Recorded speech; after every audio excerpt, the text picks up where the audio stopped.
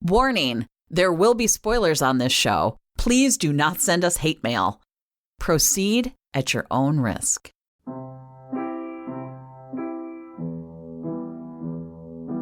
Welcome to the First Six podcast. I am half of this podcast, and my name is Molly Southgate. And I'm the other half, Tabby Hollywood. Today we will be doing Little Fires Everywhere. Little Fires Everywhere is based on Celeste Ng's 2017 bestseller, Little Fires Everywhere. It follows the intertwined fates of the picture-perfect Richardson family and the enigmatic mother and daughter who upend their lives. Okay, I actually really like this show. This show is so good. I know. I really like my review for this one's going to be maybe just slightly different than my Space Force review. Slightly. Just slightly. I didn't obsess about it and talk my parents' ears off or anything. Totally. You didn't do that? So good. So, I have some things to say first. I think that we should, before we get into our reviews, I think that we should see the actors. So, it stars Kerry Washington, Lexi Underwood, Reese Witherspoon, Joshua Jackson, Rosemary DeWitt, Jade Pettyjohn, Megan Stott, I think I said her name right. I think so. Everyone else, I think those are like the core leads of it, pretty much. Yeah, I think so. I feel like, all of those, I feel like I recognized all of them from somewhere. Same. So maybe not all of them, but a lot of them. I need to figure out where I know Lexi Underwood from, because her name sounds familiar and she looks familiar. Yeah, it's true.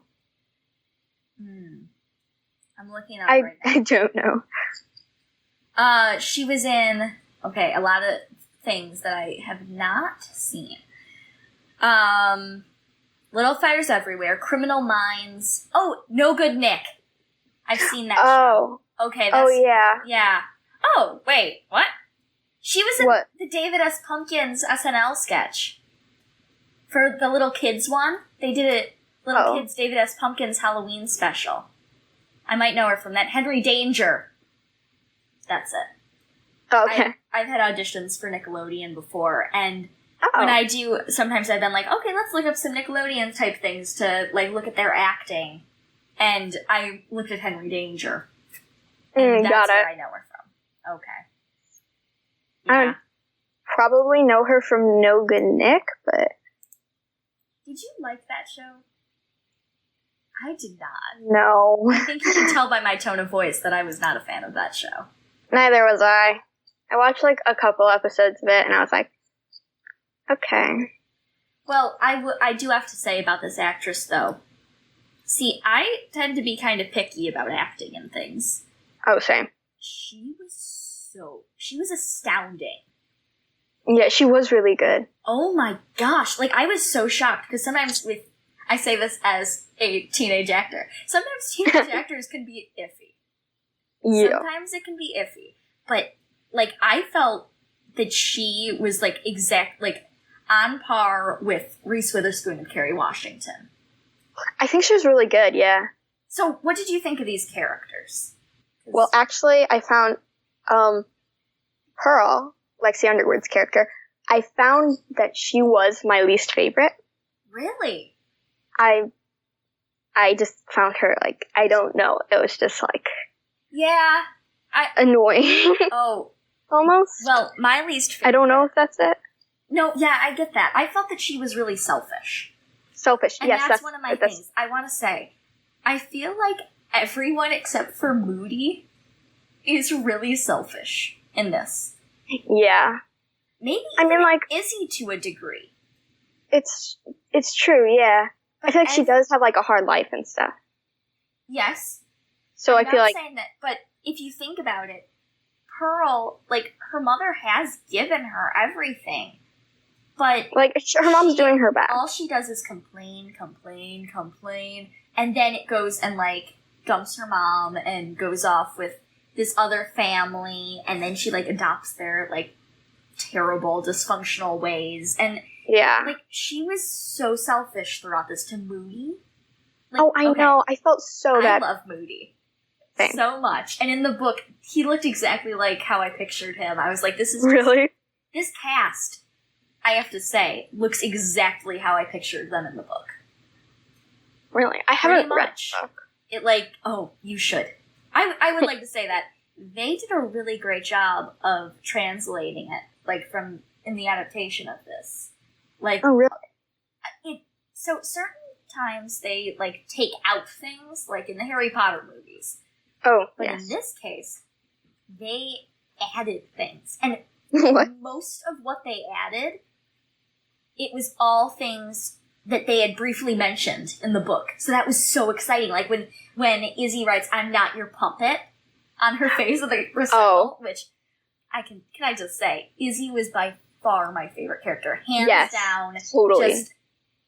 Oh my gosh, just amazing. And I want her haircut so badly, and everyone made fun of her for it. And I know, right? I was like, I know this is the 90s and you're all sexist, but still, I want her hair. I know, right? Mm-hmm. I was definitely. I really loved that they kept the themes in this and, had it be set in the 90s, because in the book, they have a lot of themes of racism, with the custody battle between BB and... Gonna look up the other one's name, because BB is my favorite of the two. But, yes. Linda, the McCulloughs, and BB Chow. Oh, I was sad at that point. I was like, that's horrible. I know. I was going to ask you, what side are you on? What do you mean? Of the custody battle. If you were transported into the world of Little Fires Everywhere, what side would you be on? Really? Okay. I think so. I don't see, the thing is, I would actually be someone to try and get shared custody.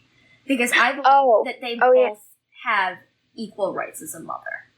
I think that's true. Linda has wanted to be a mother for so long.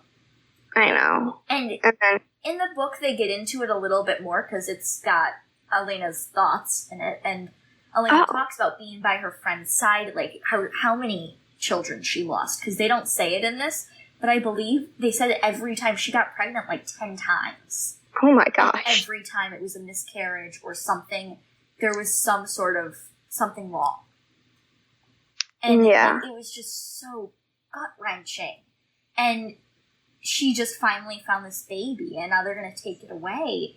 And so I would definitely be on their side. They're going to give her a great life. But it's true. BB is her biological mother. And that's another reason why I love this show.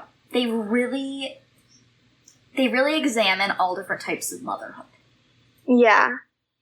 And, they show, I believe almost nearly every type. And, even with Mia, she was a surrogate mother, and then she had the baby, and then she became a single mother. And, so it just her alone, she has a lot of different aspects of motherhood. And yeah, that's true.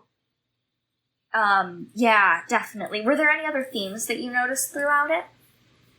Not that you haven't mentioned, no. I don't think so. Okay, I have one more thing with that, the theme. So, in the, first episode, and they only did this in the first episode, and I was so sad, because I loved what they did. They dressed certain characters in red, and, they put Elena at one point in red up against a red door, and that's not something that usually happens in TV. If you notice, they never do that. The same colors. So I was a little shocked, but they were doing that because I believe, I cannot look into the costume designers' heads, but I think they were doing it to symbolize the fire and where that was starting, because it was mostly the Richardsons wearing red. I think so. It was so cool, though. I think I did notice that as I was watching, because I remember thinking something about the costumes, but then I was like, wait, what was I thinking? I couldn't even remember after. Yeah, I have 3 pages of notes off of this. I was so excited. But, yeah, my note after that just says, "I hate Trip." In all caps. Oh my gosh. An exclamation point, because I do. So I hate Trip. think of the Trip and Pearl relationship? I didn't like it at all, really. It was... Oh my gosh. It was forced. Exactly. And I have to say, that's how it felt in the book, too. I was like, this is... Really? Yeah. This is Pearl's crush. It's not reciprocated in any way. I know. And then all of a sudden, and like, she belongs with Moody. Well, actually, no. I think that Moody belongs with a girl that will respect him and love him. Yeah. And that is not Pearl, because we don't like Pearl that much. No, we don't. Pearl, like, Moody's, like, so nice, and she's just, like, not even paying any attention to him. Yeah. See, okay, so my parents, we listen to a lot of music in our house, and I was so excited, because this never happens on any TV show, but I believe I knew almost every single song they played. Really? It was such a good soundtrack! What did you think when you were watching it? I guess I didn't really notice it. Oh, yeah, for me, these are songs that I'm like, I never hear these songs, like, just generally, but then in a show like this, like, I don't think I've ever heard ones like that, but yeah, they really got the music montages down. Like when they did the driving and aging, that was so cool. Oh, that was so good. I love that part. Oh my gosh, it was so good. Yes, I don't think I recognized the songs, but it was really good, I think. Yeah. It seemed like they put a lot of thought into the soundtrack. Totally, yeah. And yeah, a lot of the songs, like, I was glad that they did it in that more, like, the cover of the songs as opposed to just doing the songs, because some of them, they're more upbeat songs, and it just felt really good. It gave that edge to it, and it made it very personal to the show. And I love that. Okay, I have a question. How does Pearl know how to ride a bike? That was not in the book. And she's, like, lived out of the car? And how, like, where did, like, Nia just pulls a bike out and is like, here you go. Look, I got you. Take this now. I was thinking, like, maybe as I was watching it, I was thinking, like, Moody might have taught her. No, because you look, and he goes, here, I got you a bike, and she gets on it and knows how to ride it. Oh, that's true. But did she get taught at one of her schools that she went to? I don't know. Did you get taught how to ride a bike at school? No. We're both homeschooled, in case anyone was wondering. That's why we don't know. Both of us are homeschooled, and we're like... Do you do that? No, that's something your parents teach you. Yeah. Usually. And I don't think... Mia... Okay, here's another thing about this. Mia and Elena are very emotionally absent. More so. Yeah. And I liked that it was showing for Mia that she is not abusive, but she is emotionally not there. She's not abusive, but no, like she gives a lot. She's not there. But there's a lot like, oh, I will only give you one wall in your room. I will I will ignore you. I won't engage. I won't cook. I won't help you. Yeah. And then she's like, she didn't even tell her that she got like a new job and yeah. And then like she just gets a job at her friend's house. I don't personally understand why Pearl was that upset in the show. In the book, they explained that was like her safe haven. Oh. Did you get it? Did it translate to you? In the show, it was not just like, really. oh look, my mom's here, and she ignores us and is in another room for an hour.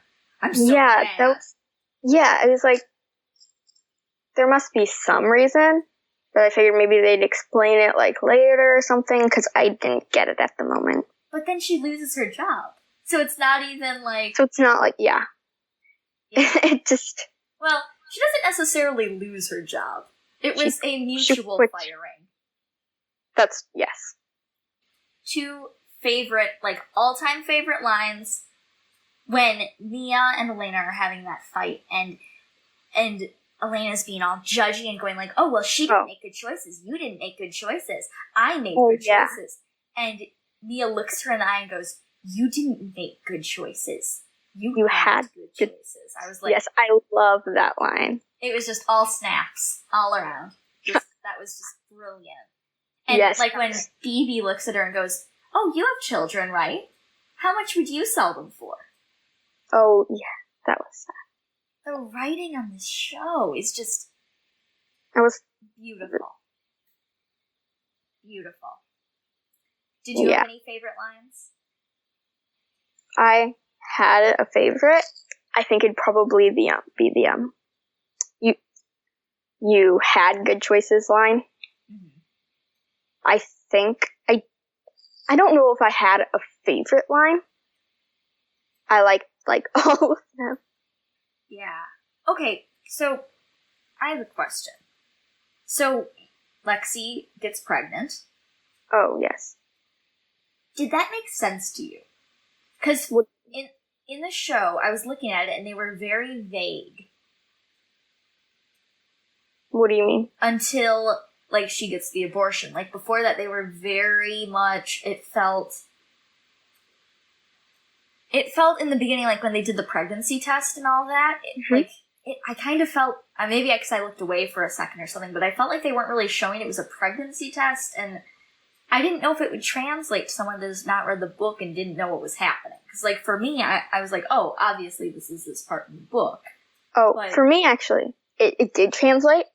At first, I was like, it's not Pearl, right? But... yeah. No, like, that's what I thought at first, but then,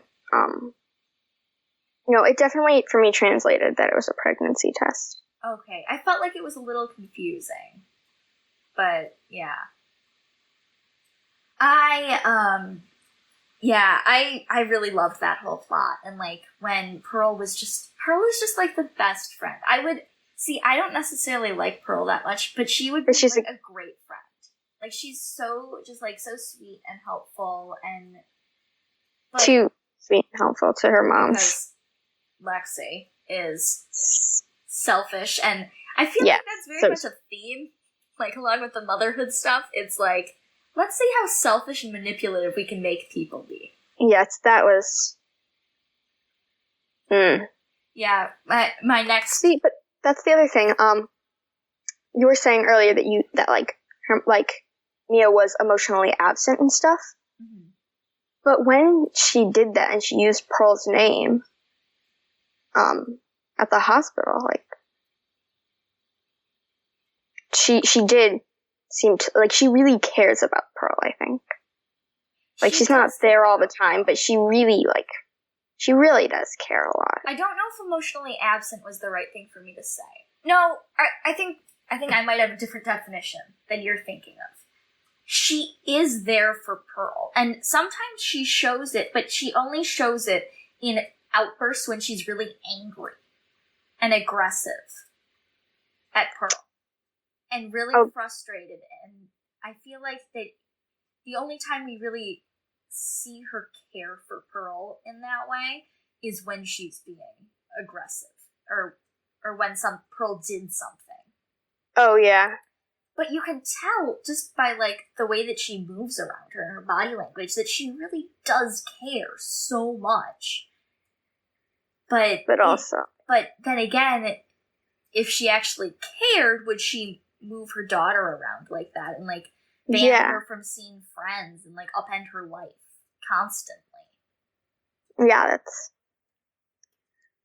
I feel like she is doing it, like, she's doing everything, like, for Pearl, but also not there. She's doing everything for herself.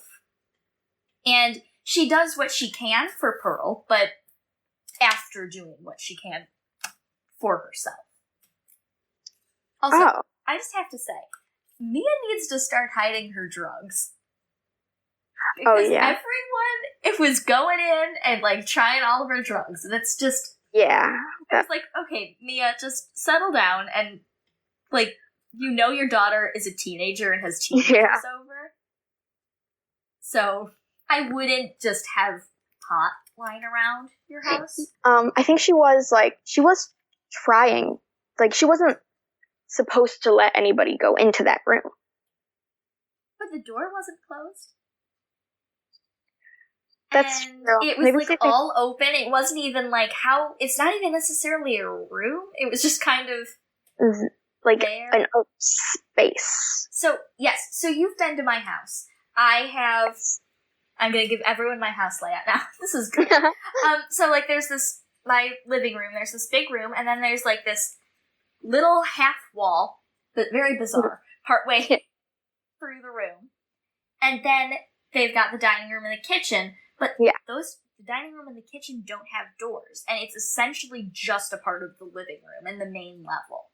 Yeah.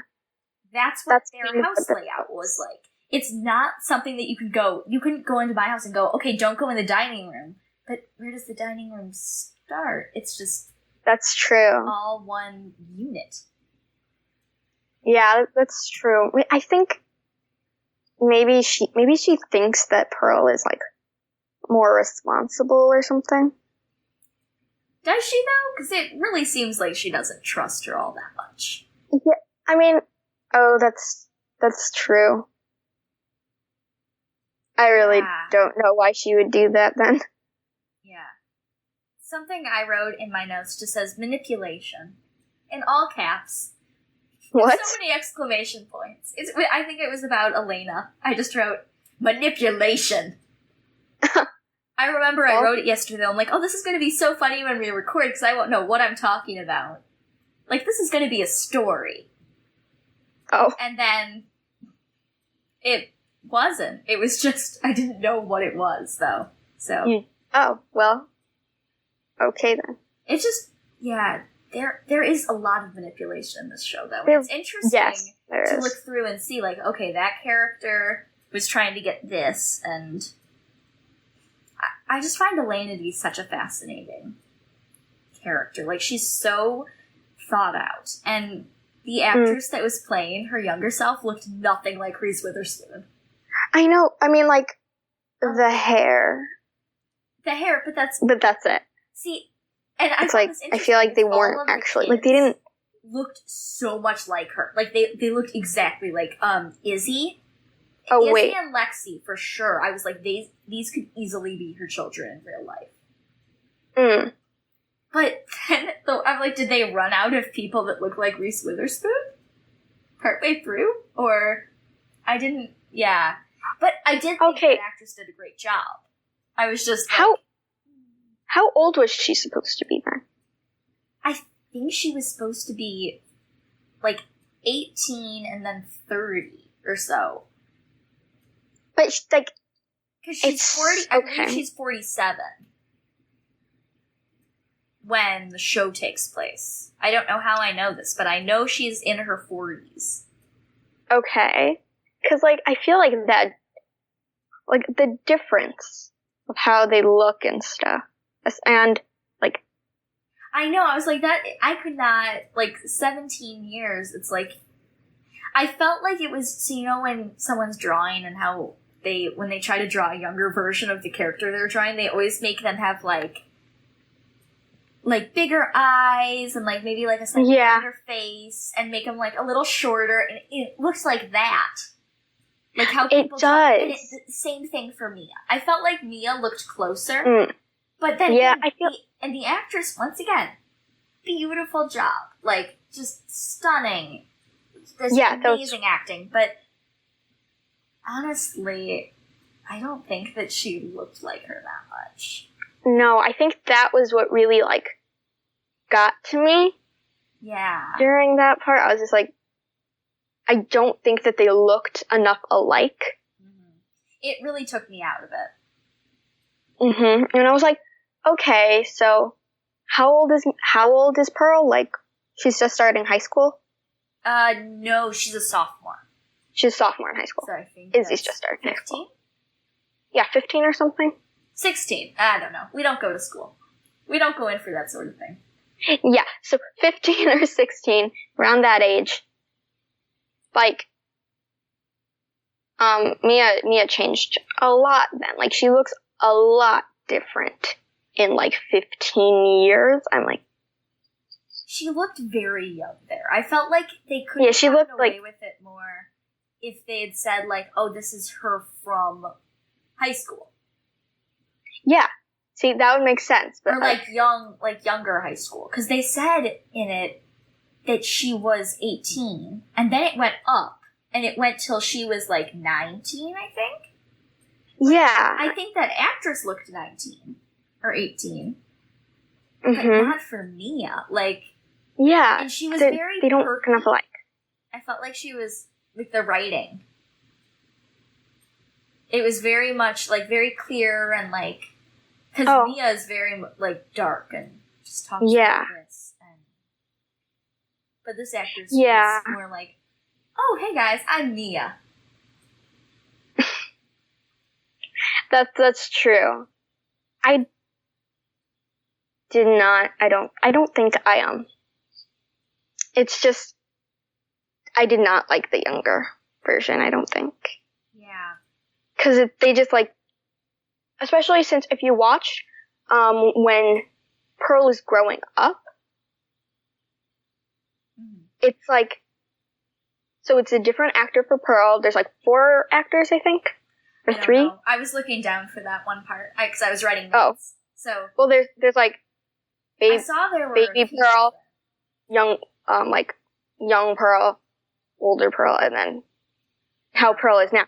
But like, I feel like the Mia, it was like young Mia, old Mia. And you're just like the change wasn't like they used the same young actor, I think. And then all of a sudden, like, you're like, Pearl didn't get that much older, but Mia is just like completely like she looks completely different, and it's like 5 years or something. Well, also the thing is, so I haven't personally seen many pictures of Kerry Washington when she was younger, but I know I've seen pictures of Reese Witherspoon from then, and she doesn't look that different. And so I don't know why they just didn't put I don't know why they didn't just put a tiny bit of, like, de-aging makeup. Yeah. And then it would have been perfect. But instead they, like, used a completely different actor that didn't look like her. Yeah, I was not... I thought the actresses, great job. And especially the one that played Elena. Like, I felt that she very much, like, embodied that character. But I kept getting distracted because she looked nothing like Elena in 15 years. Yeah. Also... it was weird. The thing... So right now we have a 2-year-old in our house. And I felt for Elena when she had 4 toddlers. Oh, I'm like, that looks like hell. For some reason, like just the way that she wakes up on the couch with like 3 toddlers on her, I was just like, ooh, no. That's just, No, honey. Yeah. And then 4 is a different than 3. This show is just so sad. And I don't usually love dramas. I prefer comedy. No? And this was so good, though. Like, I'm totally finishing this. Oh, yeah. There's only 2 more episodes, too, so I mean, sad, but... And actually, I think that's going to wrap up the whole show. I don't think there's going to be another season. Yeah, I don't think so. I kind of wish that they had done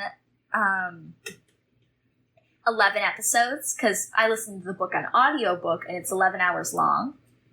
Oh. And they could have had it, because it's each episode is an hour, and they would have gotten the entire thing, and then had so much more room to play. That would have been kind of a fun homage to the book. Yeah, that's the other thing. There's only like 8 episodes or something, and we watched almost all of them. I know. I felt like this one though.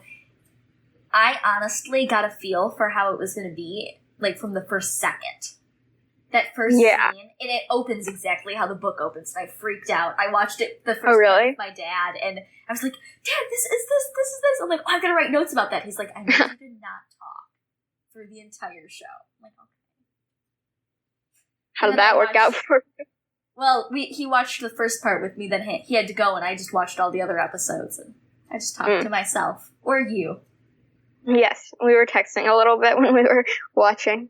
Yeah. Actually, yesterday, I had to binge watch 5 out of the 6 episodes. She watched, yeah, I remember yesterday I wrote her, and I said, oh, yeah, hey, Tabby, how are you doing? What are you doing today? And she said, watching 5 hours of Little Fires Everywhere. Yes. There was a storm and my internet went out, and I was like, okay, now I can't watch any TV today. So I had to watch 5 hours yesterday. Oh my gosh.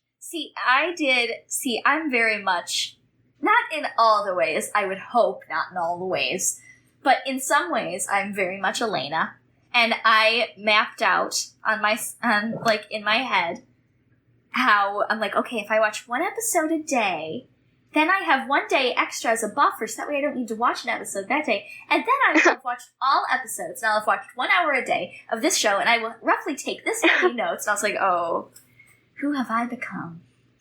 Certainly I do not. Well, okay, that's what I was trying to do. But, it kept happening that since it's an hour long, I got through, half of an episode or something before, I had to go do something. So for the first episode, it took me 2 days to watch. Oh no! Because I only got half an episode each day. And I was like, seriously? Why do I seriously pick time to watch TV right before I have to eat dinner? That's nice. No, don't do it. Yeah, for me, I was like, after dinner, every day I need my time to watch this. And my parents were like, okay. I'm like, okay. Yeah, I just have this one note that just says, Reese's speeches. What? It just has a heart. Because of all of Reese Witherspoon's fabulous monologues. You said that one of them made you cry, right? Almost. Not Almost. quite. Okay. This show had me I'm so emotional right now during quarantine. And so this show had me almost on the verge of tears every second for no reason. I mean, honestly, just every second.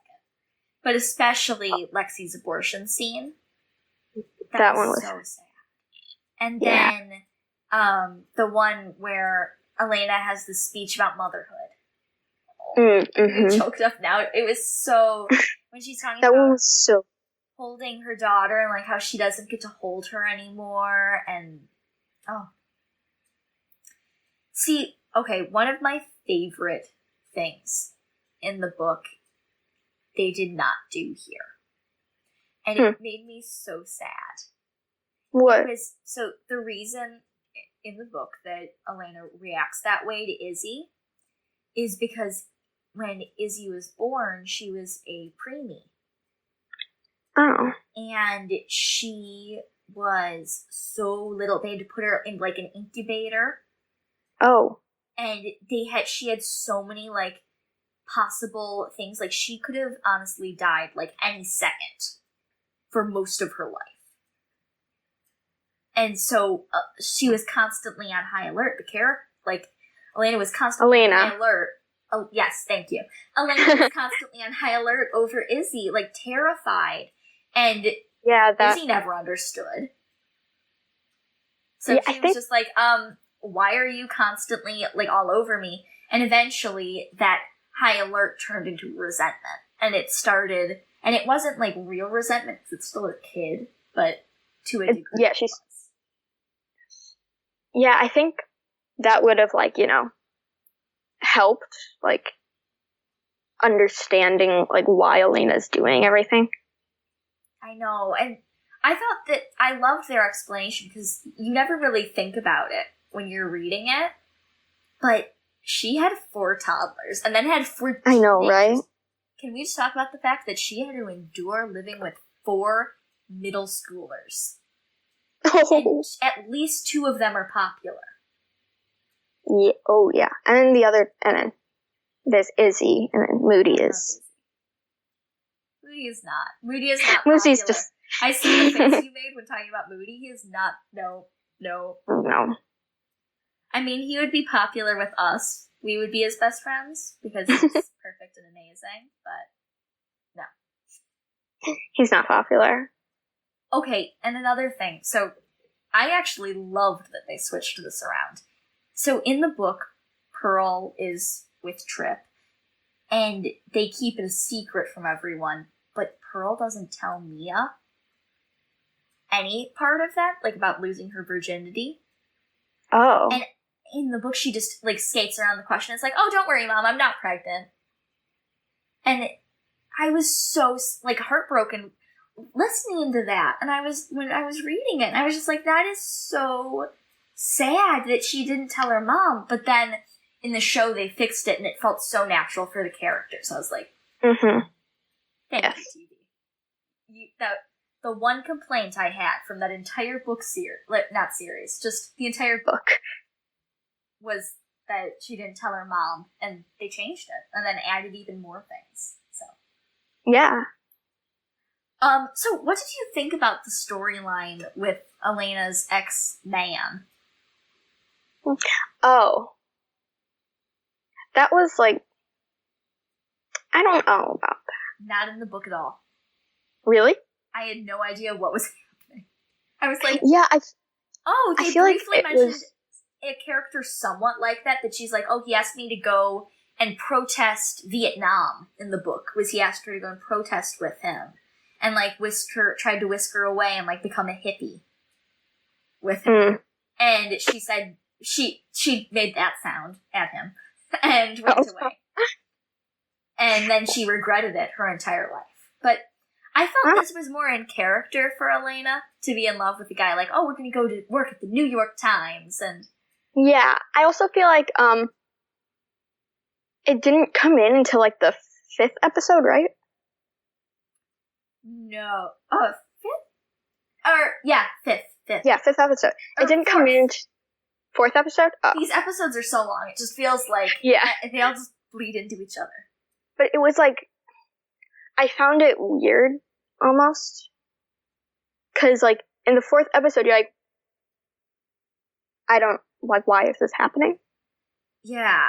I understood her wanting to, like, being upset with her life. And, like, maybe wanting to, like, escape her husband, but her husband is a good man. And I don't know. I didn't love that storyline. Yeah, They did do a good job of casting his younger self, though. Whose? The guy. And the husband. Oh, yeah. They did a good job casting the guys, both of their younger selves. Yeah, they looked like them. See, I had actually written something here about how I loved that montage of them in the car with the music playing, how you watched Pearl grow up, but I misread it when I looked down. I was like, why does my notes say the cat montage? There are no cats in this. I mean, cat montage doesn't exactly fit in with the story, but it works. So do you have a favorite episode? I think if I had to choose, I would say the 6th. Okay. I don't know.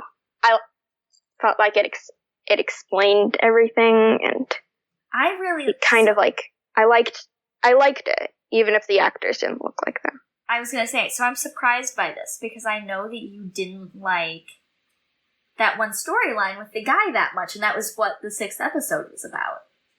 Yeah, I didn't like the storyline in, like, I didn't like how it showed up. Yes, okay, How it just randomly popped up. Yeah, which is why I think I liked it. Is it just me, or did you find her relationship with her professor weird? I thought it was sweet, but I preferred it, because in the book, the professor is with the art dealer. And they're together, and they have the sweetest relationship, and they take Mia in like their daughter. And yes, I loved like that. And in this, I was like, but this is awkward. Like, yeah, it felt awkward. I did not. You're like 20 years older. She's your student, and you could probably get fired for this. So, yeah, I didn't love that. I was not a fan. I did feel bad for Mia in that last episode with her, like, her mom and stuff. Oh my gosh, with Warren. Yes. The Warren thing kills me.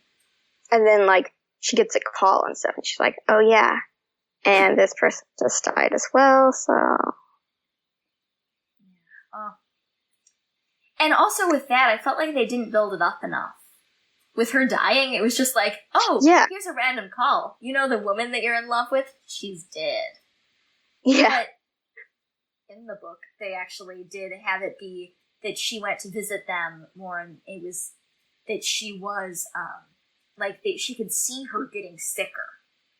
And then she went, and then she got the call, and it was like, okay, I saw this coming. But in this, it was like, so you mean the woman that was perfectly healthy a week ago? It was like 2 months ago, wasn't it? No. Because she was living with her, and then then she got the call, and then she drove.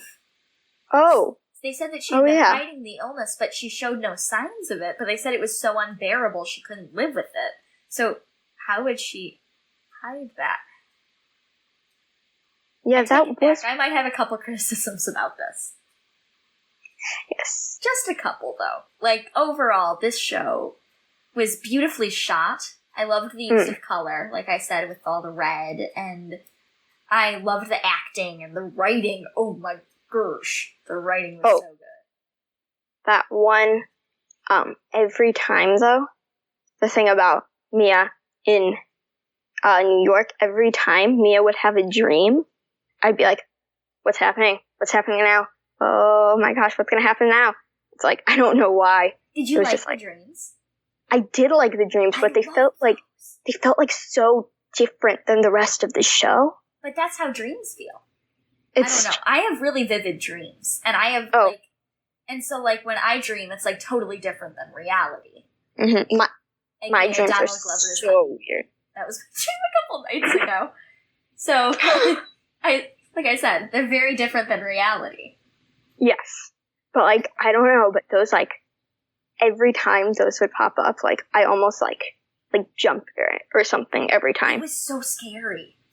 They were scary. This is so cool. And I actually thought they were going to change it, like I did in the book. So I was really happy they put that feeling of dread, because I thought that she was going to be, like, attacked by that man.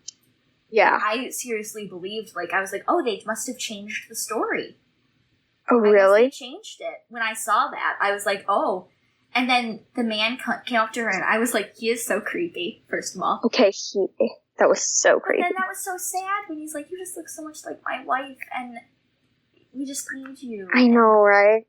And then you're like, oh, yeah, he's not going to attack her. Yeah. So that was sweet in the end. Well, I think that we have gone on for a very long time. So much. And these people are all probably bored of hearing us just gush about this show. Did you have anything more to add? I don't think so. Did you? Oh, I forgot to say, my favorite episode is, I think it was episode 3. I loved them all, but I remember that I wrote, because I'm hip and cool now and say things like, that's fire. I said, episode 3 is fire. What happened in episode 3? I don't know. Honestly, I have no idea. And the descriptions on IMDb are really vague. So for some reason, I just loved episode 3. I don't even know what happened in that episode. Well, apparently it was a good one. All right. Well, thank you so much for doing this with me, Tabs. This was great. Yeah, this was awesome. All right. Please write us with any suggestions that you have at thefirst6podcast@gmail.com. Next week, we will be doing Upload. Ooh, yes. I'm excited. If you haven't already, please subscribe. Keep watching. And keep listening. Thank you for listening to the First 6 podcast. This show is hosted by Molly Southgate and Tabby Hollowed. It is edited by Rob Southgate and produced by Southgate Media Group in conjunction with Mastery Media. You can find us on Instagram, Tumblr, Twitter, and Facebook at the First 6 podcast. Get in touch with the show at thefirst6podcast@gmail.com. Please rate and review us wherever you listen to this show. It really helps. Thanks again for listening. Catch you on the next channel.